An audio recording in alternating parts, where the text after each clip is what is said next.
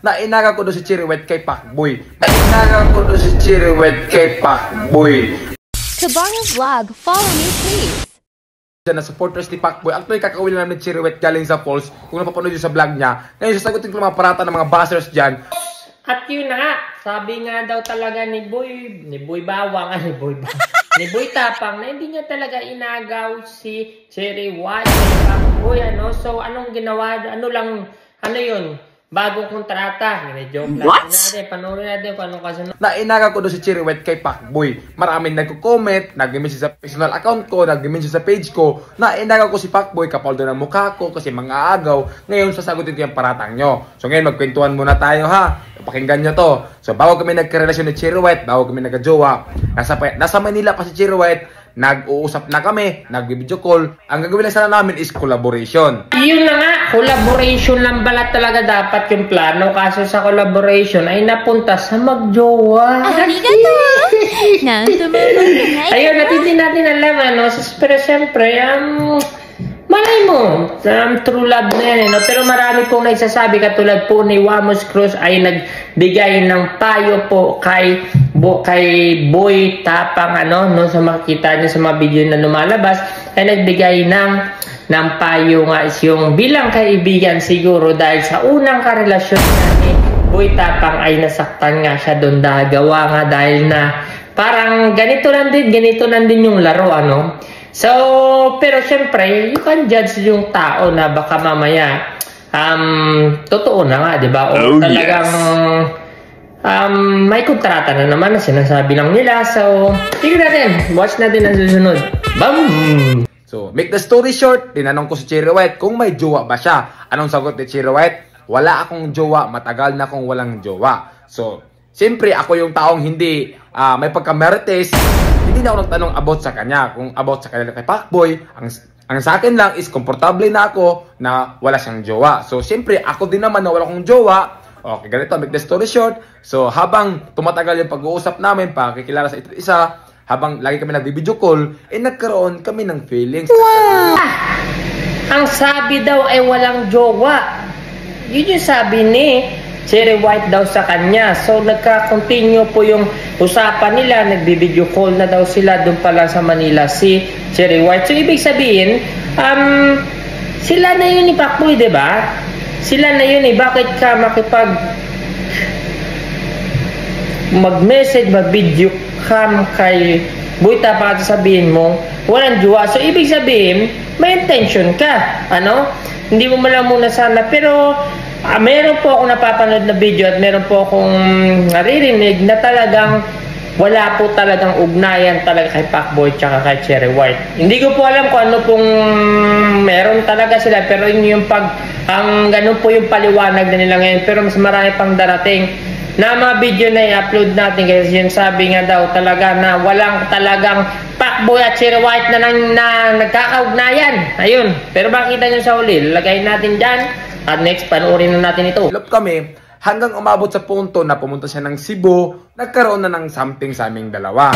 So, wag yung sabihin na inaga ko si Cherry White kay Pacboy. So, imposible naman ang babae papatol sa isang lalaki na may karelasyon. At yun na nga, sabi daw ni Boy Bawang ay posible naman na papatol yung babae kung meron siyang karelasyon. So, sa inyo mga kabaro ko, posible nga ba? Nasa inyo na yan kung posible nga ba talaga yung babae na pwede makipagrelasyon sa isang jowa na merong siyang jowa, di ba? Sige, watch yan sunod. Alam nyo yan, girls, na hindi nyo gawain yan na makipagrelasyon sa ibang lalaki na may relasyon kayo. Hindi natin alam kung anong rason kung bakit wala na sila ng Pacboy. Ayaw ko tell niyan kasi sila lang daw nakakaalam. So ang sa akin lang, Cherry, bago kami nagrelasyon, wala siyang jowa. So wala siyang jowa. Yun na nga. Totoo nga ba wala siyang jowa o talagang hindi niya lang sinabi sa iyo na may jowa siya? 'Di ba? So alamin natin kung talaga may jowa, wala jowa. Jowa. Hindi ko inagaw si Cherry. Hindi ko inagaw. Alam niya ni Cherry, hindi ko siya inagaw. At ito pa, hindi ako yung klaseng lalaki na basta-basta lang dyan. Kasi hindi ako pogi. May prinsipyo din ako. Ako yung lalaki na pag nilawayan ng iba, ayaw ko na yung lawayan. Ganoon ako.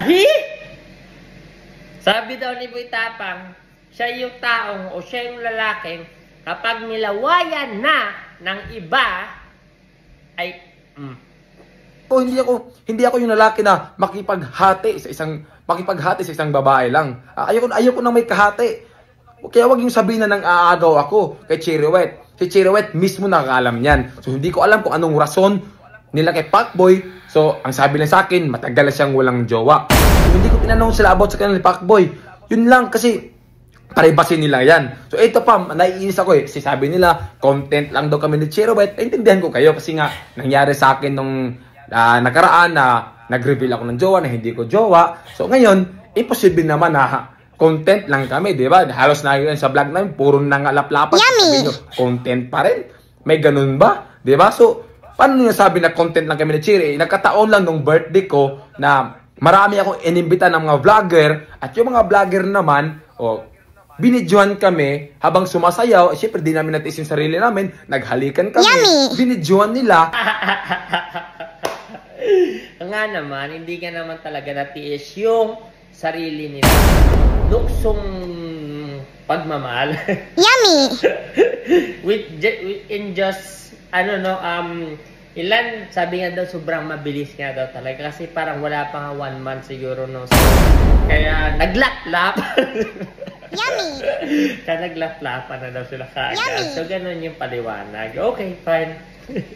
Paano nasabi yung content? Hindi nga namin vlog yun, di ba? So, content yun ng mga ibang vlogger. So, sila yung nag-content sa amin. Ang sa amin lang is ginawa lang namin yung reason namin na ano yung nararamdaman namin, di ba? So, kaya nasabi yung content lang. So, hindi kami ang nag-content, mga vlogger, kasi maraming vlogger doon nakatutok. So, actually, sinabi ko kay Cherry na wag muna kaming mag-private relationship muna kami. Kasi nga, pag social media talaga, maraming makisasaw, maraming masasabi, di ba? So, wala eh. Hindi namin na natiis yung sarili namin. Yummy! Yun sa birthday ko. So, marami. Anong sinasabi mong private relationship? Kaya kung nag-private relationship kayo, anong kikitain nyo? Di ba? So, lahat yan. Hindi pwede mangyari private relationship. Sabi yata ni Boy Bawang no Pasim. Boy Bawang no Pasim. Yun nga yung purpose nun eh. Di ba? Mga vlogger nag-video, kaya ganun yung nangyari. So, sige lang, hayaan nyo na mapatunayan sa amin na hindi content lang itong ginagawa namin. Sabi ko nga kay Cherry na itong ginagawa namin is bonus na lang. You were the champion. Itong ipakita namin sa inyo, bonus na lang itong anong meron kami sa relasyon. Kasi hindi ko rin naman gusto na mag-reveal social media. Nagkataon lang talaga na yung nag-reveal is yung mga vlogger doon. Wow! Na naghahalikan kami, di ba? Yummy! At yun lang kinainisan ko na mang-aagaw ako ng jowa. Hindi ko yung gawain ng mga agaw ng jowa. Kung alam ko lang na may jowa si Cherry, ba't ako papatol? So, ang mangyayari sana doon is collaboration. Magkukulab lang sana kami ng vlog. Eh, siyempre, wala siyang jowa. Wala din akong jowa. Eh, nagkamahalan kami, di ba? Yummy! Gusto kami sa isa't isa. So, hindi ko kasalanan yun. Eh, kung si Cherry ay may karelasyon siya, o tinago niya sa akin, may jowa pala siya, hindi ko kasalanan. Kasalanan ni Cherry yun. Oh my God! May karelasyon pala siya. Yung inamin sa akin, wala siyang jowa, di ba? So, hindi ko kasalanan yun. Kasalanan ni Cherry yun. Ano nangyayari? Sounds like, parang nagpapasana kung sino yung mali, no? Na gaya na sinabi ni Boy Tapang na kung meron man jowa si Cherry White, kasalanan ni Cherry White yun, di ba? Parang, mas maganda na sana na hindi ka na nag-blame doon sa isang tao, no? Lalo na sa magiging, baka yung totoo nga naman talaga na magjowa kayo, pangit yung gano'n na parang biniblame mo pa si Cherry White, nakasalanan niya. Dapat hindi gano'n, So, well, sa akin lang, opinion ko lang din naman yan. Pero tingnan natin kung ano yung mag-end patapos na yung video ni Boy Tapang. Pero wala naman talaga, totoo naman talaga na wala siyang jowa. So, yun lang. Huwag yung sabihin sa akin na manghahagaw ako. Kasi hindi ko yung gawain. Hindi ako yung tao na nakikipaghati sa isang babae. Kahit hindi ako pogi, hindi ko manghahagaw. Hindi ko gawain yun. Ayokong sasakit ulo sa kakaisip. Di ba? Kaya wag yung sabihin sa akin nangagaw akong jowa. So yun lang, naiinis lang talaga ako sa mga bastos. Pasensya niyo, di ako nagalit. Nagpalabas lang ako ng aking nararamdaman sa mga sinasabi sa ibang tao dyan. Kasi ito lang ako, nagpakatotoo lang ako sa kay Cherry. So, yun lang, pasensya na kayo kung ano yung kung parang galit ako. Naiinis na talaga ako sa mga nagko-comment at nagbabas dyan. So yun lang, pasensya na talaga.